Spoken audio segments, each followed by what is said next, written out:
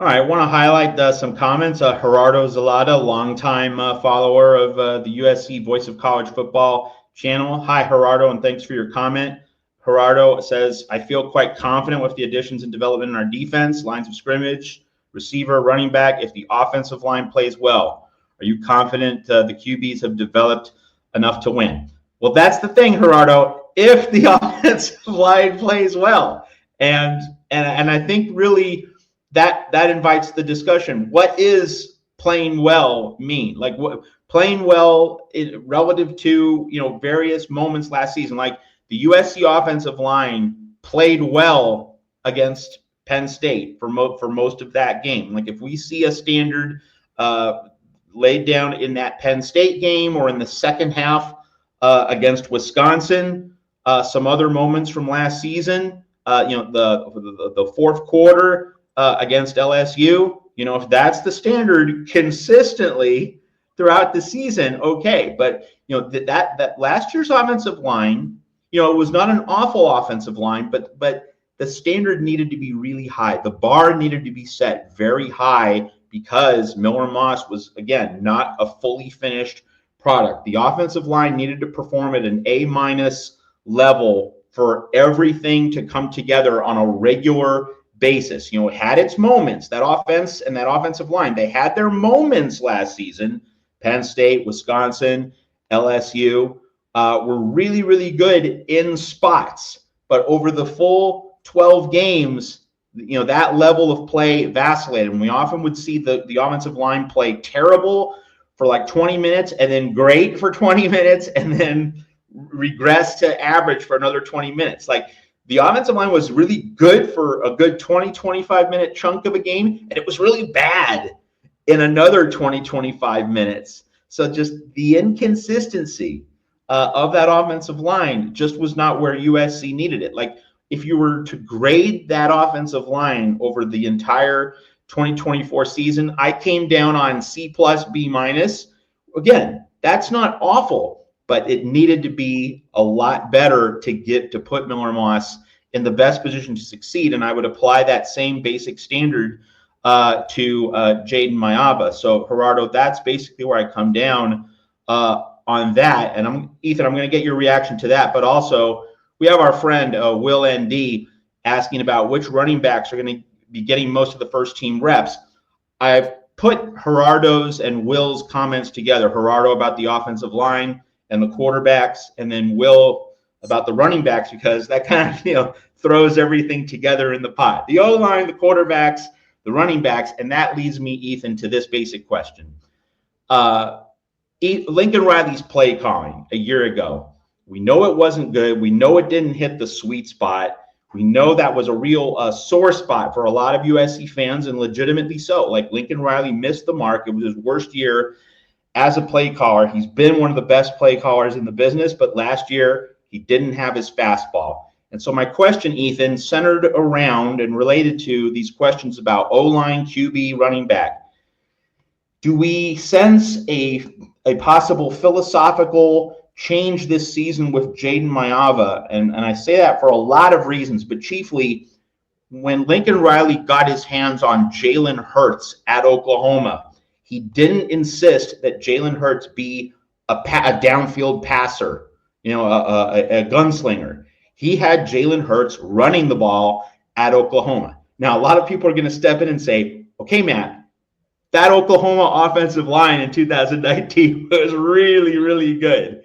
Much better than anything USC has done. But that said, because Lincoln Riley does have more of a running quarterback, Ethan, do you think we're going to see, and I know it's several months out, but hey, it's the off season. Like this is the kind of meat and potatoes topic we should be talking about for our USC fan base here at the Voice of College Football. Do you think we're going to see Lincoln Riley not just emphasize the running game, but emphasize Jaden Mayava as a running quarterback and really lean on that part? Maybe not the whole season, but certainly in September, early on, so that it kind of takes pressure off the passing game. It takes pressure off offensive linemen to have to be, just kind of on their heels in pass protection all the time. And if you kind of reshape the identity, set a different tone for the offense, Also, perhaps create more of a ball control style offense with fewer snaps per game. So that means you're not putting the burden as much on any part of the team. Shortening games, fewer snaps. Not expecting everyone to have to produce at quite an elite level right off the bat, and you can maybe ease into that as we get into October and November. So, Ethan, I've thrown a lot at you, but I also made that it made highlighted those comments to kind of illustrate that this much larger picture in terms of how Lincoln Riley attacks 2025 as a play caller. I know you've been thinking about this, so taking all of that together, what's your basic response? Well, you and I are on the same page, Matt, because I was also going to bring up play calling to attack both of these questions. I think that one of the few things that we have left to fully trust Lincoln Riley about is quarterback development. I have almost zero doubt that Jaden Mayava will be a better quarterback in 2025 than he was in 2024. And I think that, he's not missing the fact that he didn't get Mayava's legs as involved as he could have. I think that is, it would be crazy to say that he at least doesn't see it. Whether he wants to make a big effort to make that change is a different story, but he obviously sees that he didn't involve Mayava's legs as much as he could have, especially with that weapon at his disposal, and with Mayava making plays like he did against Utah State. And, that was obviously a garbage time play, but it was still an exciting one that had the internet kind of buzzing and, saying, is Caleb Williams back, and all that stuff. So, we know that he has the capability to do it, and Lincoln knows he has the capability to do it. I think that I certainly hope so, is all I will say. I think that this, in terms of the running backs, I'll get to Will's question. I do think that the running back room is something that's had a lot of buzz around camp. I think that Lincoln Riley is really excited about these running backs. All that he seems to say about the running backs is very positive, and that all of them are competing, and that all of them have the potential to play in a lot of these games. And I think that, that kind of tracks, because they all seem like guys who would be really hungry. Wayman Jordan is the guy they got from community college, and he was the 2024 NJCAA Division I Football Offensive Player of the Year, which is like basically the Heisman for JUCO. So he's a guy who has had success. Granted it's JUCO and not D1, but he's going to be out hungry and out to prove that he can have that same success at this level. Eli Sanders is a guy with a lot of experience. Obviously, it's at a smaller, like Mountain West level school, but it's a guy that still has a lot of that collegiate experience, still has a lot of that D1 experience, and again is going to be hungry that he can play at a Big Ten school and he can play at the same level. And then Brian Jackson is a guy who got a little bit of a taste of what it's like to be the number one back in that bowl game and had a decent amount of success. So he's a guy that's also going to be hungry. I think that there is a legitimate competition there. I don't think that any guy is a super front runner right now. I would kind of lean towards Wayman Jordan just based on the buzz that I've heard out of camp at this point. But I think that could change. I think that, the same guy who starts week one may not be the same guy who's starting by the end of the year. And I don't think that that'll be because the guy in the driver's seat struggles per se. I think that that's just because they've got three guys who are dynamic and who are hungry and that can compete at this level. And I just really hope that Lincoln Riley utilizes that kind of wealth of weapons at his disposal, because this is something that I talked about again on last pod that I've been frustrated with for the past several years. Is Travis Dye was a great running back. Obviously, that was a year where they had a lot of offensive success, so you can't really, you're being a little nitpicky saying that Travis Dye wasn't as involved. But the last 2 years, especially with Marshawn Lloyd, we know he had his fumbling issues, but when he got the ball and could hold on to the ball, he was a really dynamic runner. And this past year, it was the most egregious because Woody Marks was the best running back in the Big Ten, basically. And Miller Moss was not Caleb Williams. So it makes a little bit of sense for Lincoln to kind of struggle to take the ball out of Caleb's hands, just given that Caleb was coming off of his Heisman year. But with Miller, you were just really hoping to see the run game established a bit more.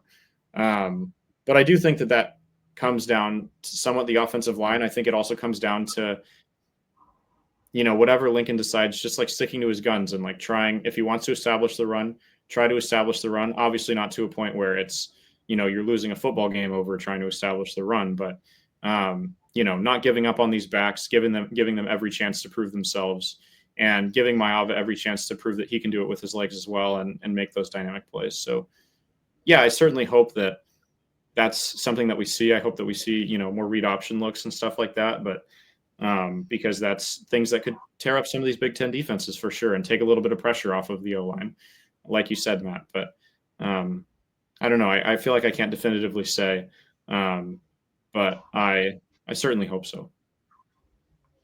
Yeah, just to reflect a little bit on last season with Maava, like we saw in the Nebraska game and also the Notre Dame game, that Maava's speed, his legs were a real weapon, and that was something Miller Moss wasn't able to bring to the table. Like we knew Miller Moss was chained to the pocket. He's a 7-step drop back guy. That's not even a criticism. That's just who he is. He's a drop back passer. We knew that. Jaden Maava brought some extra components to the field, and it just seems like that's a natural added element that if you have it, you use it.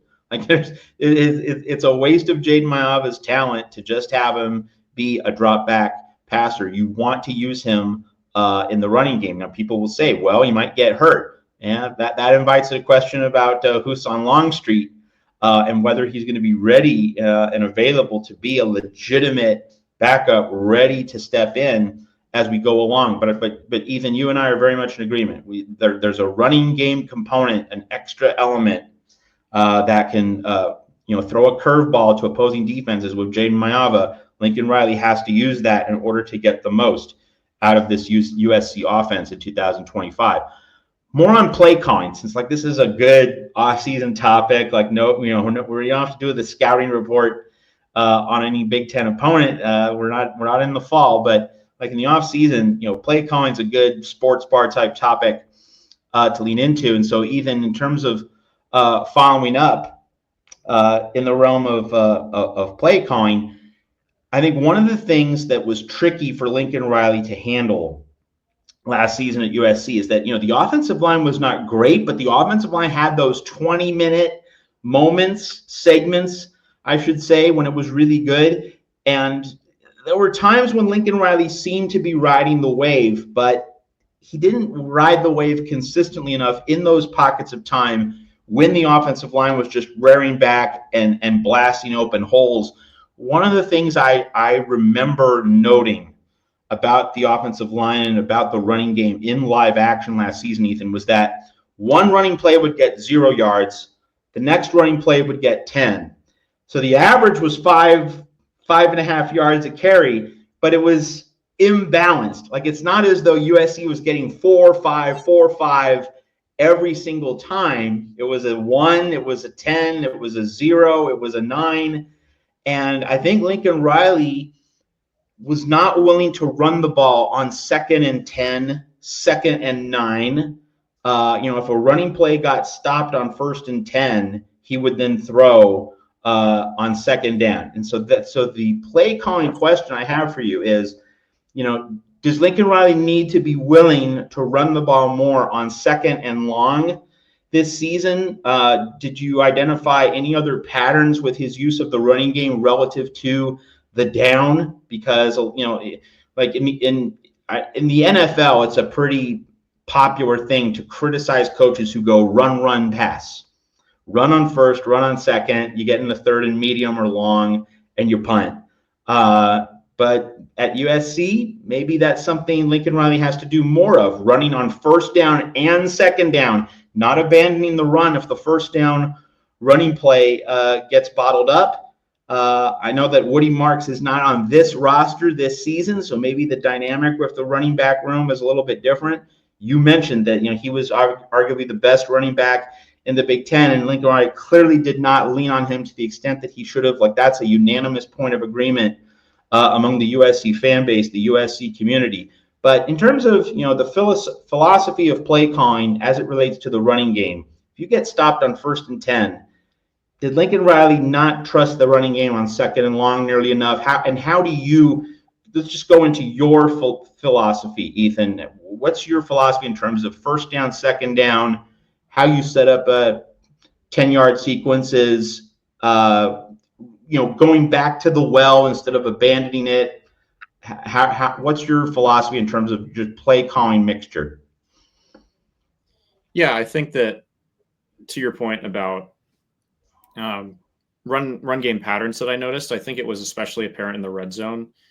Like the UCLA game is one game in particular that I can remember where USC would have these offensive drives that were going really well, and then they'd get into the red zone and like throw three balls and then kick a field goal, or like I don't. And it had me like, because I was at the Rose Bowl at that game, just like head in my hands in the press box, because I was like, we're not going to try to run. We're like 5 yards out of the end zone. We're not going to try to run at least once. Like you'd think 5 yards out, it would be twice, but at least once. So I think that in the red zone was one place where it especially stuck out, that they had seemingly a hesitancy to commit to the run, which I don't really understand. But I think that it is something that you could see Lincoln going to a little bit more. And again, I would hope that he would go to a little bit more, just because of there being more weapons available to him. It feels like more of a backfield where there's not a clear number one guy. Like, when we just talked about and previewed the running back room a couple minutes ago, I hesitated to commit to one guy as the clear starter, because I don't think that there is one per se. I think that, again, if I had to guess right now, it would be Wayman Jordan, but I'm not entirely sure. So I think that, there's not one guy with a clear head above the others. So I would think that all three of the guys are going to get a lot of touches. And so you could cycle them in and out so that, you're not making a guy like Woody Marks touch the ball 20 or 30 times a game. You can have, one of the guys get 15 touches and then another guy get 10 and another guy get 5, and based on whatever the pecking order turns out to be, and that'll take some of the weight off and allow you to run the ball more without necessarily wearing some of the guys out. Because I think that that's something that I also noticed a lot last year. Is Quentin Joyner was obviously a guy who had a lot of natural talent and was a real dynamic runner, and a guy that seemed like he could compete in these games at a Big Ten level. And you would have thought that he would have gotten more touches, but that's not what ended up happening, obviously. So I think that cycling through the running back room more, trusting some of those other guys, I think that he has more incentive to do that this year. And then again, with Mayava has the legs. So I think that Lincoln likes to get creative. So it may not be, like a run between the tackles from the number one running back on first and second down, but I would hope that even if he wants to keep mixing it up, you get some read options in there, have Mayava, running the ball a little bit on second down, maybe cycle in, like, let's say Wayman Jordan's the starter. He runs for 5 yards. You have, Eli Sanders come in and try to get the next 5. Maybe you try to get Mekhi Lemon involved in the running game a little bit, throw like a pitch or a swing pass and try to, just swing it out wide so he can get some yards with an easy short pitch like that. Like, I think that he has the weapons this year and not a clear number one guy to where the wealth can really be spread. And like I said, these guys are hungry. So I expect them to take every down that they get and compete to the fullest of their ability, and compete with pride that they're in a Cardinal and gold uniform this year, and that, their efforts at other smaller schools have been rewarded with this opportunity to play at a Big Ten school, one of the best historic college football programs, at one of the best stadiums and one of the most historic stadiums, and just to, take advantage of that opportunity and compete, and to all get in and hopefully all share the wealth here. So I think that this roster is the most conducive in the Lincoln Riley era to running the ball more in that sense. I think that, again, it's hard to say in the offseason. We haven't seen any of these guys play yet, and we haven't seen how the offensive line is going to hold up in run kind of formations and run packages and stuff like that. So, I think I would certainly hope so. And I think that there is a great possibility, considering just the way that the roster is structured this year.